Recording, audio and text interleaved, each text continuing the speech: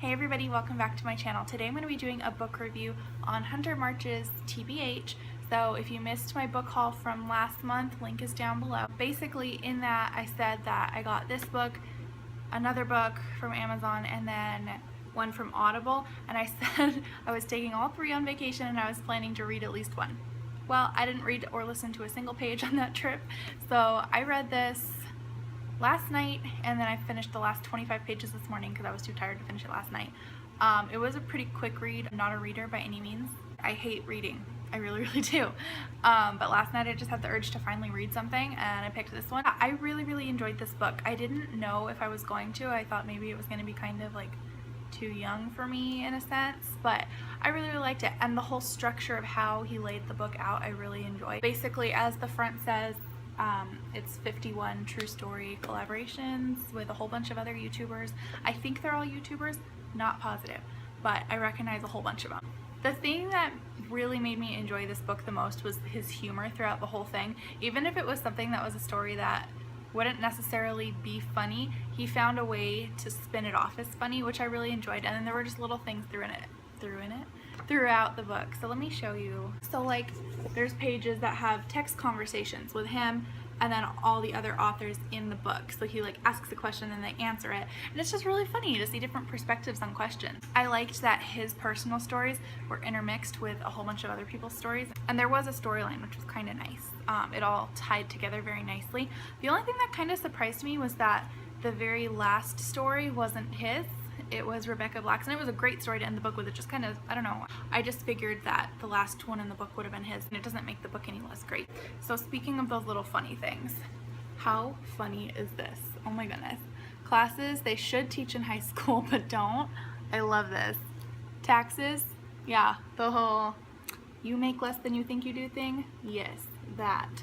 Also all the uses of cereal. I thought that was really funny. So the book's kind of hard to explain because it is just different life advice from all these different authors. If you haven't read it, I highly recommend it. I got mine on Amazon for I think it was like $3.80. It was really cheap. Seriously, I think no matter how old you are, I think you could benefit from reading this, just because okay, all the people that were contributing to it seem younger. Everyone's a teenager or above, let's put it that way.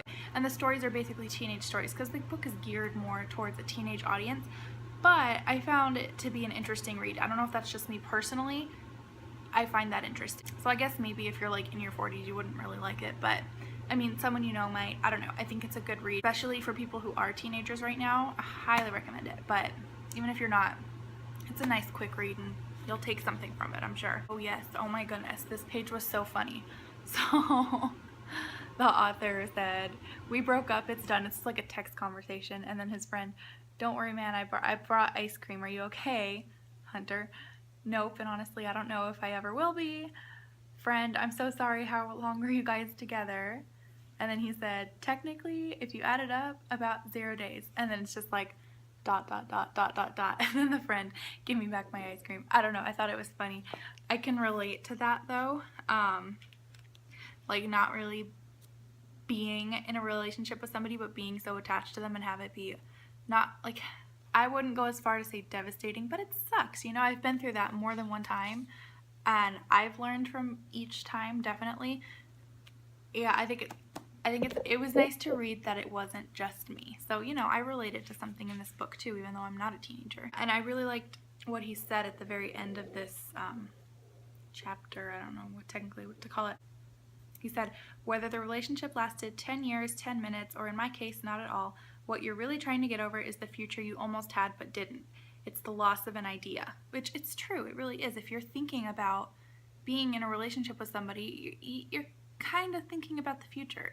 And if you're not, then what are you doing? Because why are you even in a relationship with somebody if you can't see it going anywhere, you know? And it's true, like you build up all the thoughts in your heads, and I have a real problem with this. I do. I picture everything in my head, and then if it doesn't go that way, it's disappointing. And I've gotten better at not doing that, but I definitely do that. So it's true, it's the loss of an idea. Exactly how he put it was perfect. Okay, so the chapter that Lauren Elizabeth wrote, she was talking about basically loving a person more than they love you, and how it's just like, you know, it's defeating and it eventually wears you down. But I had an experience like that. I definitely was putting more into the relationship than I was getting out of it. The other person was not meeting me halfway at all, and I was settling for that person essentially, you know? Like I just wanted that relationship to work like it was in my head. So here we go again, relating back to that. And it's definitely a hard thing to be able to separate yourself from that and say, look, you might think that it's what you want, but it's not really the best thing for you. So that was another nice thing to read, to be able to see that someone else has gone through relatively the same thing as me. So it was kind of nice. The one part of the book that actually really surprised me was the very ending. That was Rebecca Black's chapter. So I remember I was, I think, in college. I don't remember what year, but I remember it was like summer band. We were at band camp and her single Friday came out.